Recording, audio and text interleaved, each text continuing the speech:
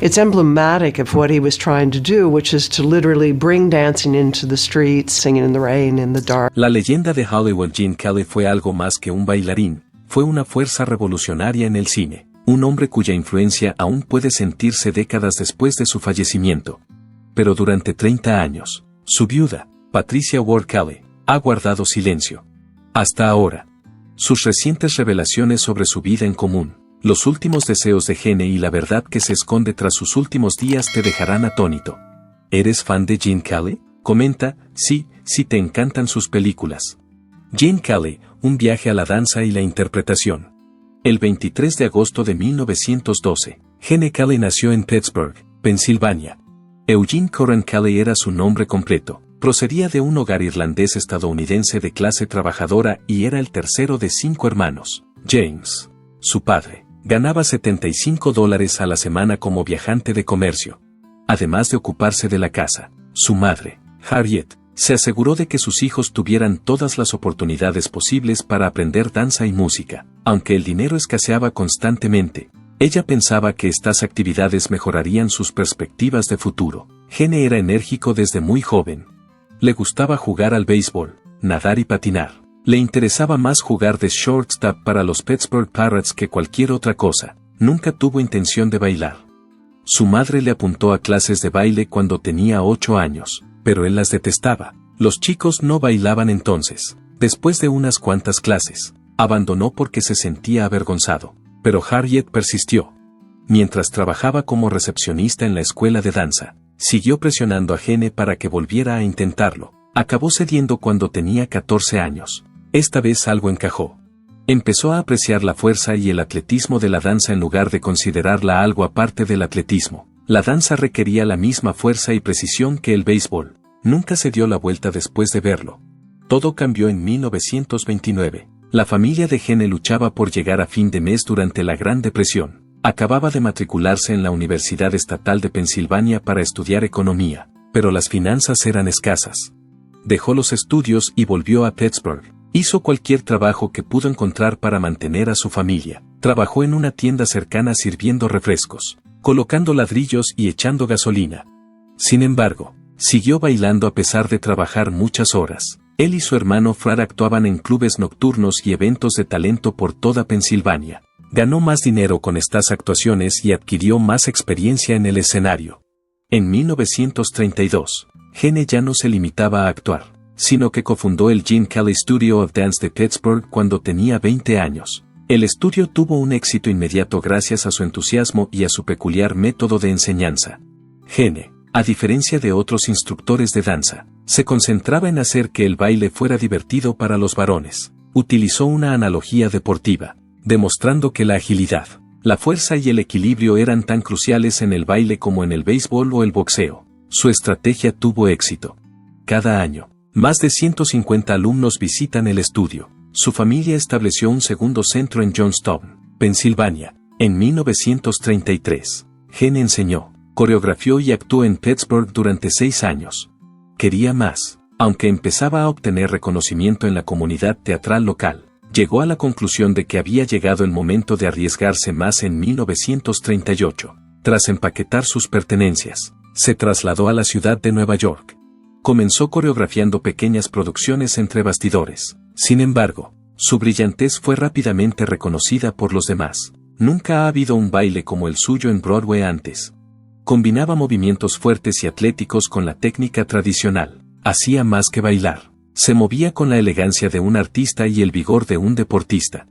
Gene Kelly debutó en Broadway en Leave It to Me en noviembre de 1938. Gracias a este musical de Cole Porter, obtuvo un pequeño pero importante puesto como secretario del enviado estadounidense, Mary Martin, que llegaría a ser famosa. Cantó junto a él la canción My Heart Belongs to Daddy. Era un papel pequeño, pero suficiente para llamar la atención sobre él. Kelly ya había colaborado anteriormente con el célebre coreógrafo Robert Alton en el Pittsburgh Playhouse. Ahora veía algo único en él.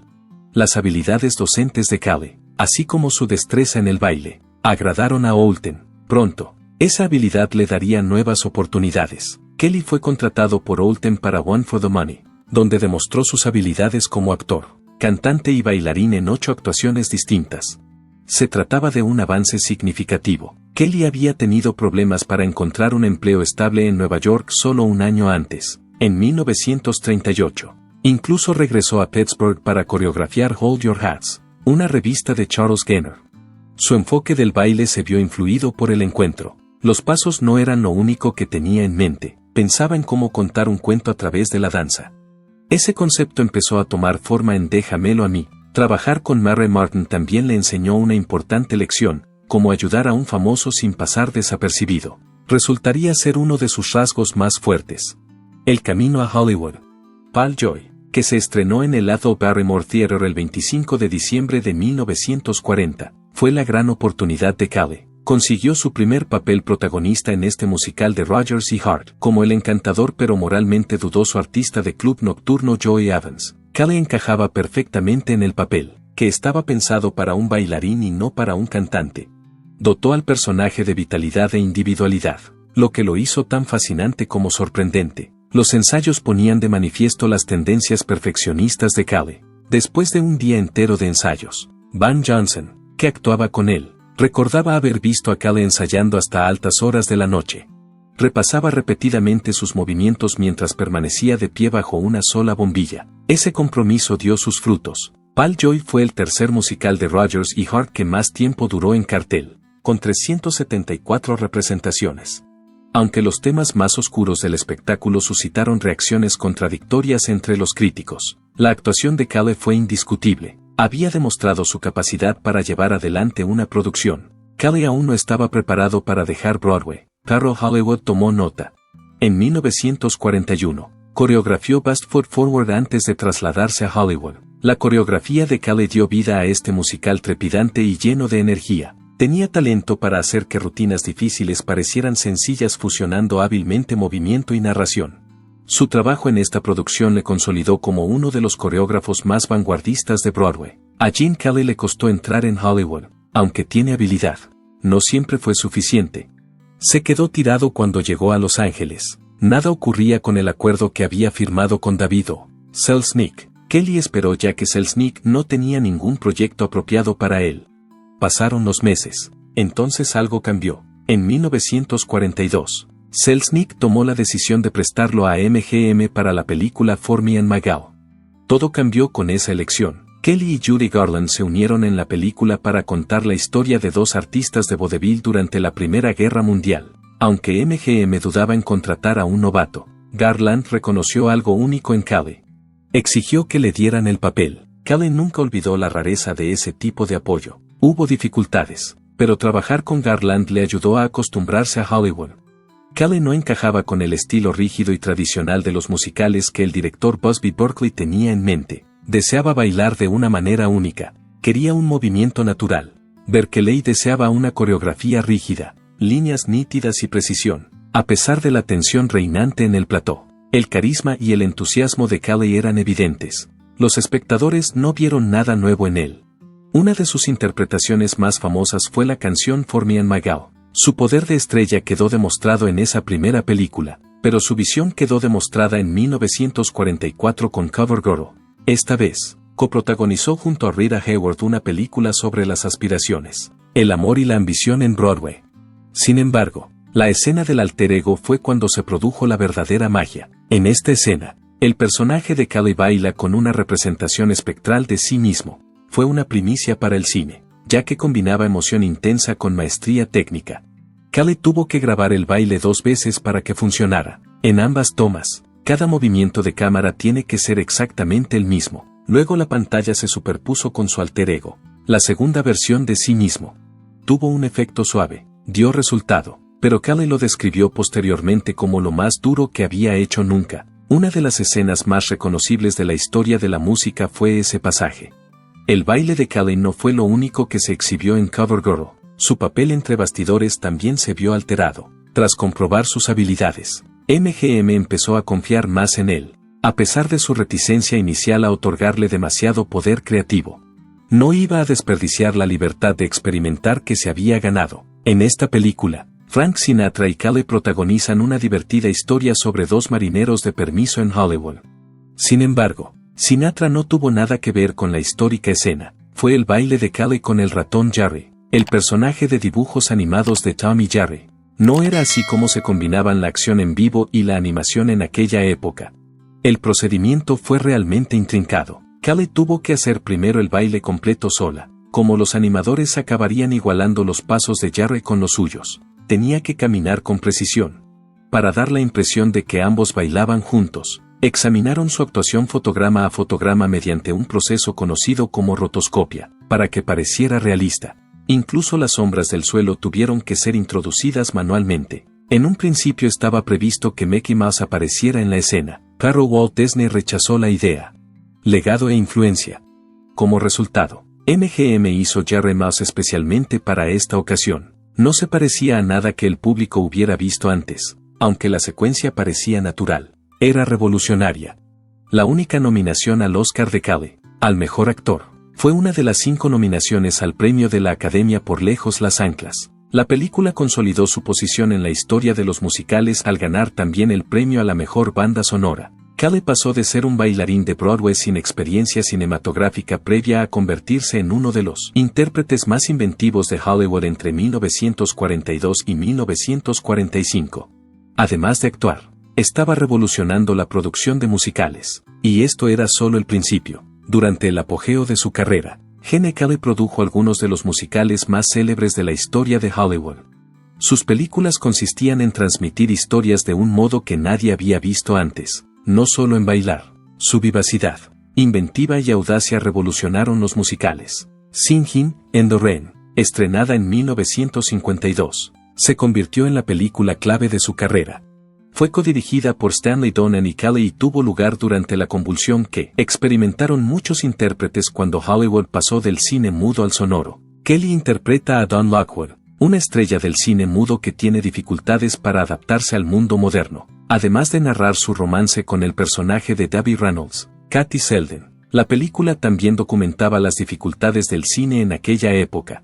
Una escena, la conocida secuencia de Singin' in the Rain, y su historia. Mientras la lluvia caía a cántaros a su alrededor, Kelly hacía girar un paraguas y bailaba alegremente. Entre bastidores, la historia era distinta, pero parecía ir sobre ruedas. Kelly tenía una temperatura de 103 grados, debido al riego simultáneo del césped por parte de los propietarios de Culver City, que disminuyó la presión del agua. La lluvia falsa siguió causando problemas técnicos, a pesar de tardar un día y medio en rodarse. La secuencia acabó siendo una de las escenas más famosas de la historia del cine. Kelly también revolucionó la filmación de musicales. Él y Donen utilizaron puntos de vista dinámicos y lugares reales para filmar las secuencias de baile, dándoles un sentido más vivo que los escenarios y las cámaras estáticas. El 11 de abril de 1952 se estrenó Singin' in the Rain. A pesar de no recibir ningún premio de la Academia, con el tiempo se convirtió en una de las películas más aclamadas de la historia. La crítica y los aficionados siguen considerándola el mejor musical de la historia. Kelly ya había producido otro clásico, Un americano en París, en 1951, justo un año antes. La película, dirigida por Vicente Minnelli, sigue al pintor estadounidense Jerry Mulligan mientras vive en París después de la Segunda Guerra Mundial. El personaje de Leslie Caron, Lisa Bouvier, de la que se enamora, está prometida a otro hombre. La obra sinfónica de George Gershwin de 1928 sirvió de inspiración para la película, y su banda sonora le dio un ritmo característico influenciado por el jazz. El último movimiento de ballet fue el punto culminante. Kelly hizo toda la coreografía, que duró unos 17 minutos. La transformó en una de las actuaciones más ambiciosas jamás captadas en video al fusionar la danza moderna con el ballet clásico. Un americano en París fue el único musical que ganó 6 premios de la Academia, incluido el de Mejor Película, lo que supuso un importante logro en aquella época. En reconocimiento a su revolucionaria coreografía, Kelly recibió un Oscar honorífico. En Hollywood, Kelly esperaba que los musicales fueran reconocidos como arte significativo y no solo como entretenimiento ligero.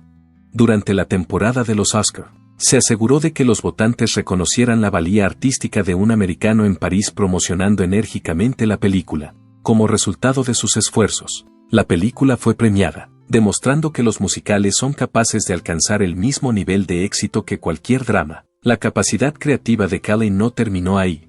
Fue uno de los primeros musicales rodados en exteriores en lugar de en platós de estudio, y fue su película On the Town, que codirigió con Doñan y se estrenó en 1949. A lo largo de un permiso de 24 horas en la ciudad de Nueva York, seguía a 3 marineros, interpretados por Cale, Frank Sinatra y Jules Munchen. La canción New York se convirtió en un clásico, y el hecho de que la película se rodara en las calles reales de la ciudad le dio un aire nuevo y enérgico.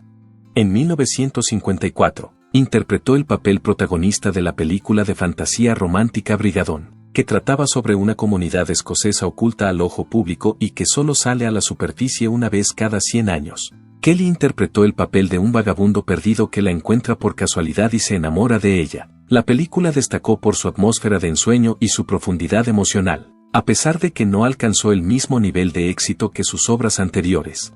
En 1955, Kelly había empezado a experimentar con varios métodos nuevos. La coreografía en pantalla dividida se utilizó en el musical It's Always Fair Weather, que codirigió con Doñan. Esto es algo casi inaudito en el mundo de los musicales. Varios años después del final de la Segunda Guerra Mundial, 3 soldados vuelven a reunirse para darse cuenta de que se habían distanciado unos de otros. Se distinguía de los musicales convencionales por su tono más solemne e incluso escéptico, aunque no alcanzó el mismo nivel de éxito financiero. Demostró el firme compromiso de Cale con la innovación. Gene Cale estaba impulsado a alcanzar la excelencia. El proceso de creación de sus películas era de todo menos sencillo. A pesar de que rebosaban vitalidad y precisión, la excelencia tenía un coste para los que trabajaban a su lado. Singin' in the Rain, estrenada en 1952, se convirtió rápidamente en uno de los musicales más populares de todos los tiempos. Sin embargo, Debbie Reynolds lo consideró la experiencia más dura que había vivido en su vida profesional. En el momento de ser elegida para el papel de Kathy Soudan, solo tenía 19 años y nunca había recibido clases de baile profesional. Esto no impresionó a Cale en absoluto. La criticaba continuamente y la apoyaba en contadas ocasiones. El número de baile que se interpretó durante Good Morning fue uno de los papeles más difíciles de rodar. Durante las 15 horas de ensayo, Kelly llevó a Reynolds al límite. Cuando terminó, le sangraban los pies. Gritó de agotamiento mientras se hundía detrás del atril de un piano. Fue entonces cuando Fred Astaire, uno de los bailarines más famosos de Hollywood, la descubrió y le ofreció su ayuda. A pesar de ello, Cale siguió luchando. Decidió utilizar la primera toma para el montaje final, a pesar de que hubo innumerables ensayos. La salud de Reynolds se resintió por el estrés que le causó. El médico descubrió que su ritmo cardíaco había descendido a un nivel peligroso debido al cansancio. MGM le ofreció inyecciones de metanfetamina, que ya había administrado anteriormente a Judy Garland, para mantenerla en pie. Reynolds no estuvo de acuerdo. Persistió en el rodaje, pero le resultó difícil lidiar con el temperamento exigente de Cale. Su relación fuera de la pantalla no fue mucho mejor. Él la besó de una manera tan enérgica que ella lo calificó de ataque mientras se besaban en una sesión romántica. Carrera y vida personal. No volvió a colaborar con él en otra ocasión. Una película titulada Take Me Out of the Ballgame, estrenada en 1948, contaba con Astor Williams como actriz principal junto a Cale. A diferencia de Reynolds, era una conocida estrella de la MGM, más conocida por sus dotes de nadadora que por sus dotes de bailarina. La presencia de Cale fue algo que tanto él como su socio Stanley Donen detestaron desde el principio. No intentaron disimular sus sentimientos, ya que consideraban que estaba mal interpretada. En años posteriores, Williams se refirió al evento como pura miseria. Cale era especialmente crítica con su estatura, era alta. Además, deseaba que todas y cada una de sus acciones se ciñeran a su coreografía, a pesar de que ella nunca había tenido ningún tipo de formación profesional en danza. Él y Donen siguieron criticándola durante todo el proceso de creación. Williams, por su parte, se negó a dejarse intimidar. Hizo una interpretación poderosa, demostrando que encajaba perfectamente en el papel de la película. Cale estaba empezando a pasar a la dirección mientras el proyecto estaba en marcha. Aunque Busby Berkeley fue quien dirigió la mayor parte de la película, tanto él como Donen fueron responsables de las piezas musicales que aparecían en la película. En las actuaciones de estilo vodevil que hizo con Frank Sinatra, su influencia fue evidente desde el principio. Sin embargo, la tensión que existía entre Cale y Williams nunca se resolvió fuera de cámara. CY de Charisse pasó por algo diferente. Bailar con Cale fue insoportable para ella, a pesar de que respetaba el poder y el ingenio de Cale. Tanto Singin' in the Rain como An American in Paris fueron proyectos en los que colaboró con él. y enseguida se dio cuenta de lo exigente que podía llegar a ser. Su cónyuge siempre podía determinar con quién había estado bailando. Fue Callie la responsable de que llegara a casa cubierta de moratones. La potencia y la precisión eran componentes esenciales de su técnica de baile. A sus parejas se les exigía una amplia formación en ballet, como él mismo recalcaba. También hizo modificaciones para adquirir la apariencia visual que deseaba. En ciertas rutinas, Charisse, que ya era alta, tenía que llevar tacones de 10 centímetros. Aunque ello dificultaba considerablemente la coreografía, Callie se negó a hacer concesiones. A pesar de los retos, Charisse confiaba en él y lo apreciaba. Kelly poseía una fuerza y un ingenio inigualables. A pesar de que consideraba a Fred Astaire el rey del ritmo, ideaba rutinas de baile que obligaban a sus parejas a dar lo mejor de sí mismas, llevándolas a menudo al límite. Al igual que su vida profesional, la personal de Gene Kelly estuvo plagada de complejidades. En el momento de casarse en 1941, él tenía 28 años y Betsy Blair solo 17. 2 años antes, cuando Blair, que entonces solo tenía 15 años, se unió al coro de la obra Diamond Horseshoe de Billy Rose, en la que Kelly trabajaba como coreógrafa. Habían entrado en contacto por primera vez. Blair había terminado el bachillerato antes de lo previsto y obtuvo una beca para asistir al Sarah Lawrence College. Sin embargo, la consideraron demasiado joven para matricularse allí. En la universidad, por lo que decidió dedicarse a la danza, y fue entonces cuando Kelly entró a formar parte de su vida. A pesar de tener edades diferentes, pronto se hicieron íntimos y acabaron casándose. La pareja estuvo junta durante 16 años, y en 1942 dieron la bienvenida al mundo a una hija llamada Carrie Kelly Novak. Al mismo tiempo que la carrera de Kelly en Hollywood estaba en auge, la de Blair también lo estaba. A pesar de haber sido nominada a un Oscar por su interpretación en Marty en 1955, su matrimonio atravesaba dificultades entre bastidores. Debido a sus conexiones con organizaciones marxistas, el Comité de Actividades Antiamericanas de la Cámara de Representantes la investigó por sus firmes convicciones políticas. Como consecuencia de la lista negra de Hollywood, Blair tuvo dificultades para encontrar trabajo, y el estrés causado por la situación perjudicó a su matrimonio. Se divorciaron en 1957, con la intención de continuar su carrera como actriz. Blair se trasladó a Europa, donde acabó casándose con la directora Carol Reis. Aunque Kelly rara vez habló de su ruptura, admitió que le resultaba difícil mantener un equilibrio saludable entre su vida profesional y personal. En su segundo matrimonio, tuvo sus propios retos. Jean Cohen, una bailarina que había estado casada con Stanley Donen, antiguo colega y amigo íntimo de Kelly, fue la mujer con la que se casó en 1960. Su marido también era bailarín. Tras trabajar juntos en Broadway y Hollywood, Doñan y Coyne anunciaron su matrimonio en 1948. Aunque Coyne mantenía una sólida relación con los dos chicos en ese momento, su relación con Kelly acabó convirtiéndose en algo más. Cuando Coyne eligió a Kelly en vez de a él, Doñan se sintió traicionado, ya que sabía que Coyne tenía una aventura. Nunca fue posible que su cooperación profesional sanara. Pasado un tiempo, Doñan declaró que no tenía nada positivo que decir de Kelly, mientras que Kelly rechazó a Doñan por sentirse emocionalmente inmadura. Kelly y Coyne desarrollaron una vida juntos a pesar del escándalo que se produjo. Su matrimonio se consolidó y fueron bendecidos con 2 hijos, Bridget y Timothy. Sin embargo, cuando a Coyne le diagnosticaron leucemia en 1973, el destino le asestó un golpe devastador. El 10 de mayo de ese año falleció, y solo tenía 50 años. Kelly estaba totalmente desconsolada en ese momento. En el pasado fue algo más que una esposa, no solo fue su colaboradora creativa, sino también una de las pocas personas en las que podía confiar plenamente. Tras el fallecimiento de su esposa, se retiró de la escena pública y centró su atención en la educación de sus hijos en lugar de desarrollar nuevos proyectos. Kelly ya había empezado a dedicarse a la dirección cuando la popularidad de los musicales de Hollywood empezó a decaer a finales de la década de 1950. En 1956 completó uno de sus proyectos más ambiciosos, titulado Invitación al baile. Se trataba de un proyecto audaz que pretendía combinar la danza y el cine como no se había hecho antes.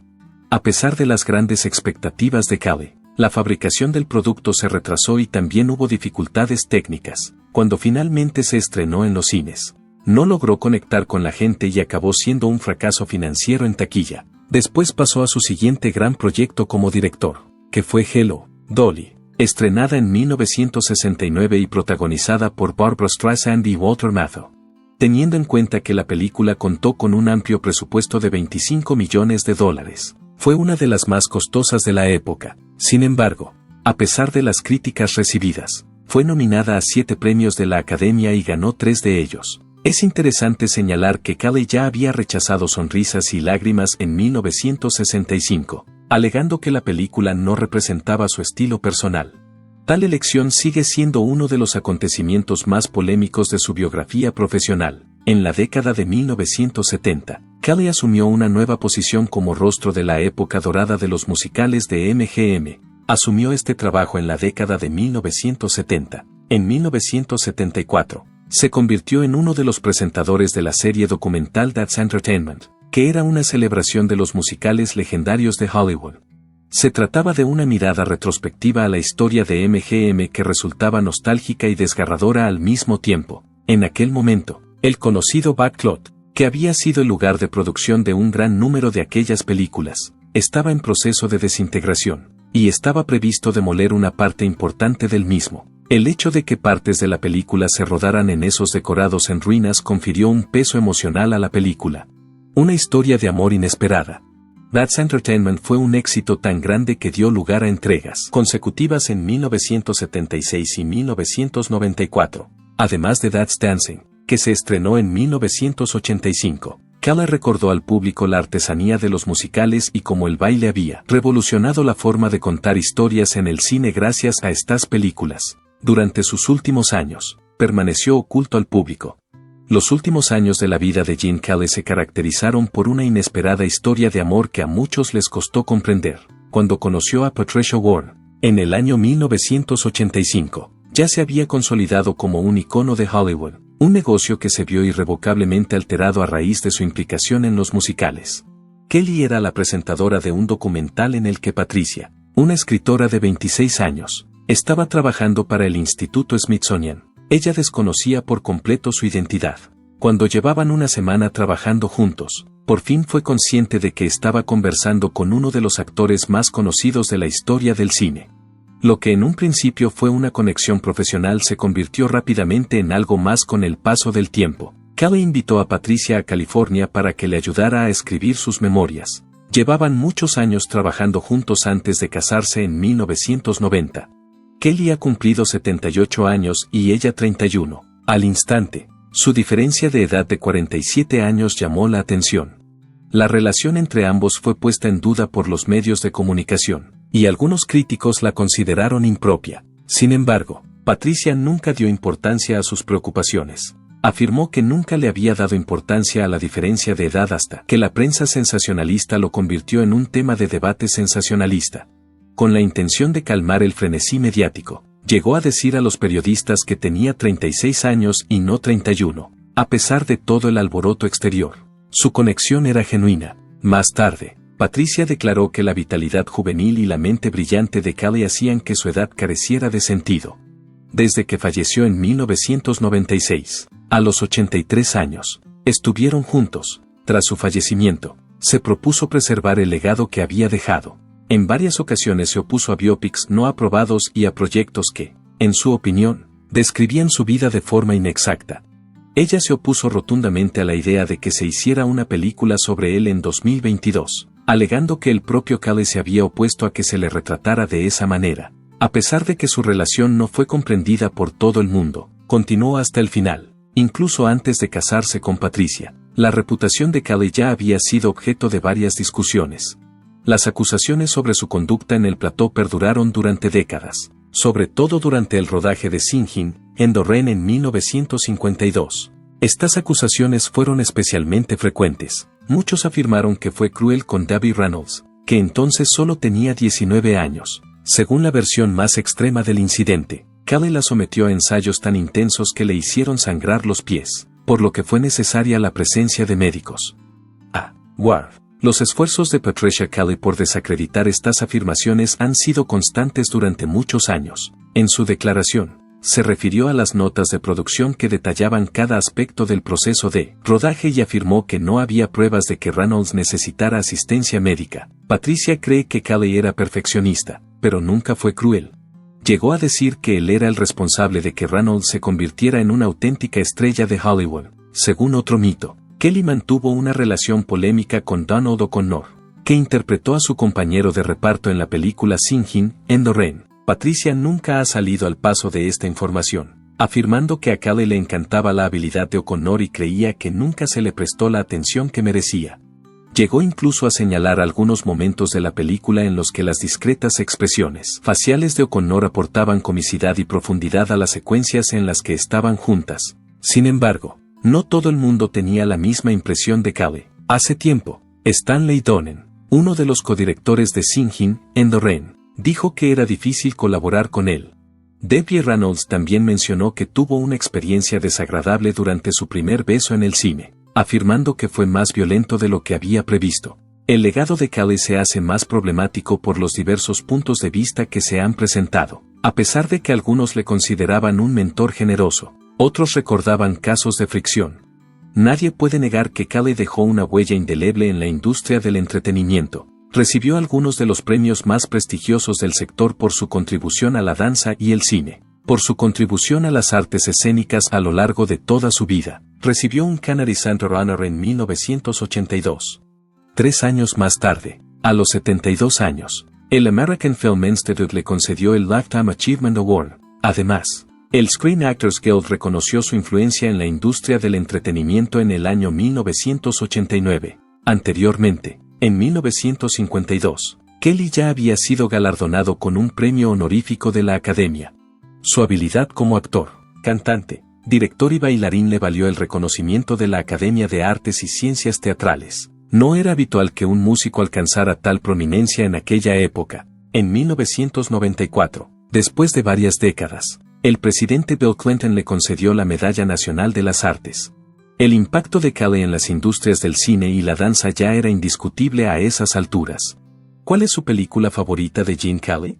Y si te gustan las leyendas de Hollywood, las entrevistas exclusivas y las historias entre bastidores, no olvides darle a me gusta, suscribirte y activar las notificaciones. Gracias por mirar, y nos vemos la próxima vez.